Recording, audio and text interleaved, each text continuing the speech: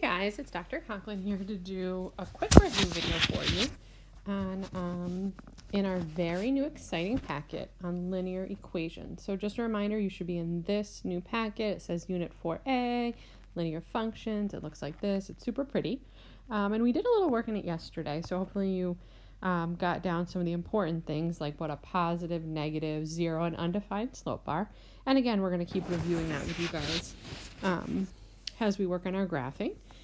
But we wanted to go back to page 2 and just do a couple of the harder questions. So if you could turn to page 2, and I've already circled here number 13. So if I look here, number 13 is not going to be just a one-step equation. It's going to be a multi-step. So remember, the directions say to find the slope, or m, and to find the y-intercept, or b. Okay, so first thing we're going to do, let me just make this a little bit bigger. I want to just circle our y value here. If I circle our y value, we see that there's a couple things we need to sort of get rid of to get y by itself. Remember, our goal, guys, is to get y equals mx plus b. And then we can really easily figure out what m and b are.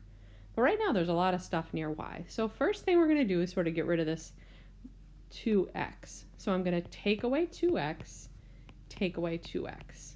Okay, when I did that, I'm left with 3y equals, let me just move this over a little bit. And if I look at this, I have negative 2x plus 6. Now remember, we talked about that strategy, is it's not a bad idea to have your x be first and then put your number over here. So I put this x here and move this 6 over here. Now we're going to sort of combine what we did before. We're going to divide every single piece by 3.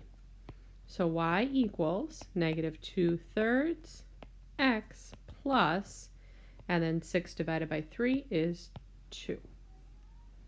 Okay, so what's our m, what's our b? So our m is going to be right here. Remember, we sort of want to start writing it as rise over run because that's what we're going to be learning to graph. Negative 2/3 means we're going to go down 2 to the right 3. And remember, the reason we're going down is because we have this negative. Okay? And then our b value is going to be this part here on the end, the plus 2. So that's our starting point. We're going to start 2 on the y-axis. Okay, there's a few others that are tricky like this, so let me just zoom out. And we might do one or two together that are sort of like this on homework, but let's go to number 15 because this is another tricky one. So if we look at number 15, we have y here, and what's hard about this question is that in front of y is a negative sign, and I'm just going to remind myself that in front of any variable is really a 1 for a coefficient. So the first thing we're going to do here is move over this 1x because we want y by itself on the left side. So these are going to cancel. Negative 1y equals negative 1x plus 13. Now, remember this negative sign here, let me grab another color. This negative sign is attached to this y. Okay? So now, in order to solve here, here's my negative 1. I want to divide every single part by negative 1. So negative divided by, let me just go back here, negative 1 divided by negative 1, this is exactly what we want to happen. We're left with y. And then same thing here, guys. Negative 1 divided by negative 1 is x. Same thing here. Positive 13 divided by negative 1 would be negative 13. So what's our m and what's our b? Well, this is a little sneaky. If I look here, we just talked about it. In front of our x is going to be 1. So m is going to be 1. And underneath every whole number, we should also have a 1. So our rise is going to be 1.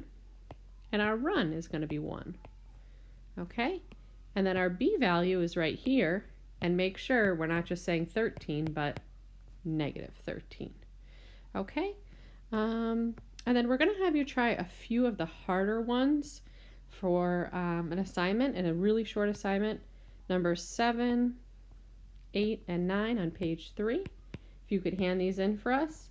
We will check them and talk about them in class tomorrow.